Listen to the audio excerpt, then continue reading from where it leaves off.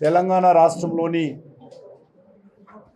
3 శాసన మండలి స్థానాలకు ఎన్నికలు జరగనున్నాయి. 2 ఉపాధ్యాయ నియోజకవర్గాలకు సంబంధించినటువంటి ఎమ్మెల్సీ ఎన్నిక, 1 పట్టభద్రుల నియోజకవర్గానికి సంబంధించినటువంటి ఎమ్మెల్సీ ఎన్నిక, ఈ 3 స్థానాలకు జరుగుతూ ఉన్నాయి. 3 స్థానాలలో కూడా భారతీయ జనతా పార్టీ తరఫున అఫీషియల్గా పోటీ చేస్తూ ఉన్నాం.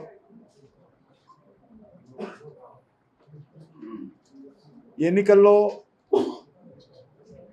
విద్యావంతులు, మేధావులు, పట్టభద్రులు, ఉపాధ్యాయులు, ఉద్యోగస్తులు కీలక పాత్ర పోషిస్తారు. ఎన్నికల్లో వారందరూ కూడా భారతీయ జనతా పార్టీని ఆశీర్వదించాలని, ఎమ్మెల్సీ అభ్యర్థులుగా పోటీ చేస్తున్నటువంటి బీజేపీ స్థానాలలో విజయం చేకూర్చాలని మా పార్టీ తరఫున విస్తృతంగా ఓటర్లను కలిసేటువంటి కార్యక్రమం చేపట్టాం. మా పార్టీ మండల కమిటీ, జిల్లా కమిటీ కార్యకర్తలు, నాయకులందరూ కూడా విస్తృతంగా ఓటర్లను కలిసి మద్దతు కూడగడతా ఉన్నాం. మాకు పూర్తి విశ్వాసం ఉంది. 3కు 3 సీట్లు భారతీయ జనతా పార్టీ విజయం సాధిస్తుంది. టీఆర్ఎస్ పార్టీ కానీ, కాంగ్రెస్ పార్టీ కానీ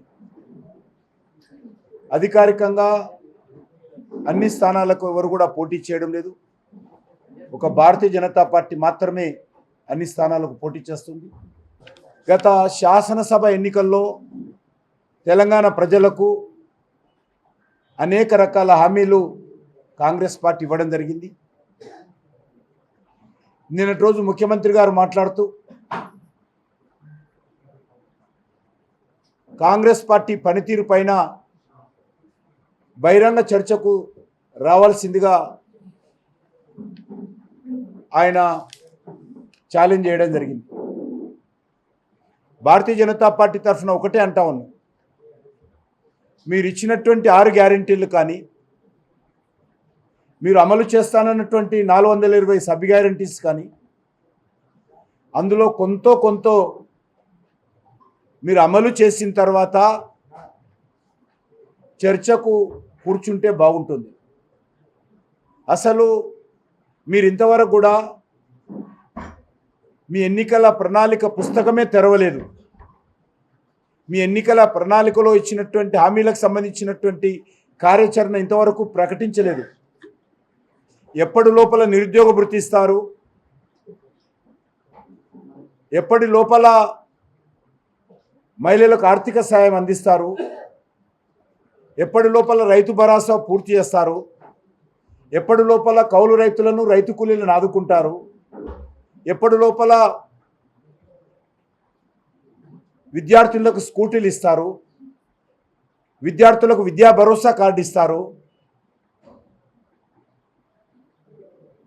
కనీసము దీనికి సంబంధించినటువంటి ఒక కార్యాచరణ ప్రకటించి, అమలు చేయకున్నా పర్లేదు, కార్యాచరణ ప్రకటించి చర్చకు రమ్మంటే బాగుంటుంది. కానీ ఇంతవరకు ఆలు లేదు, చూలు లేదు. ముఖ్యమంత్రి గారు చర్చకు రావాలని సవాలు చేయడము హాస్యాస్పదమని మనం చేస్తూ ఉన్నాం. మహిళలు, విద్యార్థులు, నిరుద్యోగులు, ఉపాధ్యాయులు, ఉద్యోగస్తులు, రైతులు, ఉద్యమకారులు, ఆటో డ్రైవర్లు, షెడ్యూల్ క్యాస్ట్ సామాజిక వర్గము, షెడ్యూల్ ట్రైబ్ సామాజిక వర్గము, ఓబీసీ సామాజిక వర్గము, వివిధ కుల వృత్తులు, సబ్బండ వర్గాలు, ఏ వర్గమైనా సంతోషంగా ఉన్నారా ఈ రాష్ట్రంలో? ముఖ్యమంత్రి గారు చెప్పాలి. ఏ వర్గానికైనా ఏమైనా గత 14 నెలలుగా మీ ప్రభుత్వం అధికారంలోకి వచ్చిన తర్వాత మీ వర్గబెట్టింది ఏందో చెప్పాలి. దేనికోసం మీతో చర్చకు రావాలో ముఖ్యమంత్రి గారు చెప్పాలి. రోజులుగా శాసన మండలి యొక్క ప్రాధాన్యత తగ్గించేటువంటి ప్రయత్నం గతంలో బీఆర్ఎస్ ప్రభుత్వం కానీ, కేసీఆర్ గారు వీరు వచ్చిన తర్వాత కూడా శాసన మండలి యొక్క ప్రాధాన్యత తగ్గింది. ఒకానొక కాలంలో మంత్రులు శాసన మండలికి రావాలంటే భయపడేటువంటి వాళ్ళు. తప్పకుండా ఇక్కడ ఉన్నటువంటి రైతాంగం ఎవరైతే ఉన్నారో గత 20-25 సంవత్సరాలుగా పసుపు బోర్డు కావాలని నేను విద్యార్థిగా ఉన్నప్పుడు ఇక్కడికి వచ్చేవాడిని. అప్పటి నుంచి డిమాండ్ జరుగుతూ ఉంది. ఈరోజు నరేంద్ర మోడీ గారి నాయకత్వంలో స్థానిక పార్లమెంట్ సభ్యుడు అరవింద్ గారి యొక్క కృషితో ఈరోజు ఇక్కడ పసుపు బోర్డుకు సహకారం జరిగింది. తప్పకుండా రానున్న రోజుల్లో పసుపు ఉత్పత్తి చేసేటువంటి పసుపు పండించేటువంటి రైతులకు అన్ని రకాలుగా మేలు చేసేటువంటి కార్యాచరణ ప్రణాళికతో ముందుకు వస్తూ ఉన్నాం. తప్పకుండా ఆ రైతులు భారతీయ జనతా పార్టీని ఆదరించాలని కోరుతా ఉన్నాం. ఎందుకు చేస్తాం? మేము కులగణనకు అనుకూలంగా ఉన్నాము. ఒకటి, కులగణనకు భారతీయ జనతా పార్టీ వ్యతిరేకం కాదు. బీసీ రిజర్వేషన్ పెంచే విషయంలో వ్యతిరేకత కాదు. బీసీ రిజర్వేషన్ పెంచాలి జనాభా ప్రాతిపదికన అని భారతీయ జనతా పార్టీ చాలా కట్టుబడి ఉన్నాం. ఒకటే ఇందులో ఏదైతే ఈరోజు ముస్లింలందరినీ తీసుకొచ్చి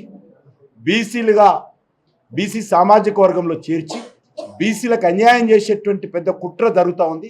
దాన్ని మేము వ్యతిరేకిస్తున్నాం. ఖచ్చితంగా అది రానున్న రోజుల్లో కూడా వ్యతిరేకిస్తాము. ఎందుకంటే ఈరోజు హైదరాబాద్లో 150 మున్సిపల్ డివిజన్లు ఉన్నాయి. అందులో 50 డివిజన్లు బీసీల కోసం రిజర్వ్ చేశారు. ఆ 50 డివిజన్లలో 33 డివిజన్లలో బీసీయేతరులైనటువంటి మజ్లిస్ మద్దతుదారులు గెలిచారు. బీసీయేతరులైనటువంటి బీసీలకు రావాల్సినటువంటి 50 సీట్లలో 33 సీట్లలో బీసీయేతరులైనటువంటి మజ్లిస్ పార్టీ మద్దతుదారులు గెలిచారు. కాబట్టి ఆ రకంగా తెలంగాణ వ్యాప్తంగా భవిష్యత్తులో బీసీల భవిష్యత్తు అంధకారం చేయకూడదు అనేటువంటి విషయం మాత్రమే మేము అడుగుతున్నాం తప్ప బీసీ జనాభా సేకరణ కానీ బీసీ జనాభా ప్రాతిపదికన బీసీల యొక్క రిజర్వేషన్ పెంచే విషయంలో కానీ భారతీయ జనతా పార్టీ పూర్తి మద్దతు ఇస్తుంది. డెఫినెట్గా రాష్ట్ర వ్యాప్తంగా పార్టీని పటిష్టం చేసేటువంటి కార్యాచరణ ప్రణాళిక రూపొందిస్తున్నాం. ఇటీవలనే మేము పార్టీ గ్రామ స్థాయి నుంచి కూడా పోలింగ్ బూత్ స్థాయి నుంచి కూడా కొత్త కమిటీలు వేసుకున్నాం. మండల కమిటీలు మండల అధ్యక్షులుగా నియామకం జరిగింది. పూర్తి స్థాయి కమిటీలు ఇప్పుడు వేసుకుంటాం. జిల్లా అధ్యక్షుల నియామకం అండర్ ప్రాసెస్లో ఉంది. కొన్ని పూర్తయినాయి. మేము ఇప్పుడు గత పార్లమెంట్ ఎన్నికలు అయిన తర్వాత ఈ 7 నెలలుగా సంస్థాగత విషయంలోనే దృష్టి పెట్టాము. ఈ యొక్క శాసన మండలి ఎన్నికల తర్వాత ఒక నెల రోజుల లోపల మా సంస్థాగత పర్వం పూర్తవుతుంది. ఆ తర్వాత పూర్తి స్థాయిలో మరి ప్రజా సమస్యల మీద ఉద్యమాలు చేసేటువంటి దృష్టిలో పార్టీ ముందుకెళ్తాం. ఇప్పుడు మేము కొత్త యువతను పోలింగ్ బూత్ కమిటీలో కానీ మండల కమిటీలో కానీ మిగతా జిల్లా కమిటీలు కానీ వివిధ మా అనుబంధ సంఘాలైనటువంటి మోర్చాల కమిటీలు కానీ చాలా పటిష్టం చేసుకున్న తర్వాత ఖచ్చితంగా తెలంగాణ వ్యాప్తంగా కూడా మేము ప్రజా సమస్యల మీద చాలా పెద్ద ఎత్తున ప్రజలకు అండగా నిలబడేటువంటి కార్యక్రమం ఉద్యమాలు నిర్మాణం చేసేటువంటి కార్యక్రమం చేపడతాం. ఎవడన్నాడు వాడు అంటున్నాడు. చాలా తప్పది. అది తప్పుడు ప్రచారం చేస్తున్నారు వాళ్ళు. నేను ఒకటే అడుగుతా ఉన్నాను, ఆ రకంగా ప్రకటించేటువంటి కొంతమంది రాజకీయ నాయకులు ఎవరైనా మాట్లాడితే ఏ రోజైనా సరే బీఆర్ఎస్ తోటి భారతీయ జనతా పార్టీ ఏ రోజైనా ఒక్క సంఘటన కలిసిన సంఘటన చెప్పిన కాంగ్రెస్ పార్టీ అయితే నాయకులు మాట్లాడుతున్నారో మీరు చెప్పింది కాంగ్రెస్ నాయకులు చెప్పిన మాట. ఎవరైతే కాంగ్రెస్ నాయకులు మాట్లాడుతున్నారో వాళ్ళు బీఆర్ఎస్ తోటి కలిసి తిరిగినటువంటి వాళ్ళు. బీఆర్ఎస్ ఏదైతే నాయకుడుడో ఆయన ఓ కాలం నాటి కాంగ్రెస్ పార్టీ నాయకుడు. నెంబర్ టూ గతంలో ఇదే కాంగ్రెస్ పార్టీ ప్రభుత్వంలో కేసీఆర్ మంత్రివర్గంలో చేరినటువంటి పరిస్థితి. హరీష్ రావు వీళ్ళందరూ కూడా తెలంగాణ మంత్రివర్గంలో చేరినటువంటి కాంగ్రెస్ ప్రభుత్వంలో చేరినటువంటి వాళ్ళు. మొన్నటికి మొన్న రాష్ట్రపతి ఎన్నికలు జరిగినప్పుడు కూడా కాంగ్రెస్ అభ్యర్థిని బీఆర్ఎస్ వాళ్ళు ఎదిరేగి స్వాగతం పలికి ఊరేగింపు చేసి పూర్తిగా ఎలక్షన్ ఏజెంట్గా నిలబడి మద్దతు తెలిపినటువంటి వాళ్ళు బీఆర్ఎస్ వాళ్ళు. మొన్నటికి మొన్న అరవింద్ కేజ్రీవాల్ ఓడిపోయిన తర్వాత కేటీఆర్ స్టేట్మెంట్ ఏమి ఇచ్చాడు?